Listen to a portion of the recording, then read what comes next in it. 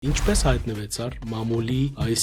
առաքելության մեջ։ Իձնե, քանի որ թերթը ժամանակը իմ ընտանիքին ուրեմն 3 սերունդ առաջ հիմնված էր, ես ալ այդ միջավայրին մեջ մեծնալով, որքան մեծանք, այնքան թրջվեցանք։ Հա, բայց սիրեցիր արա, որովհետև այս գործը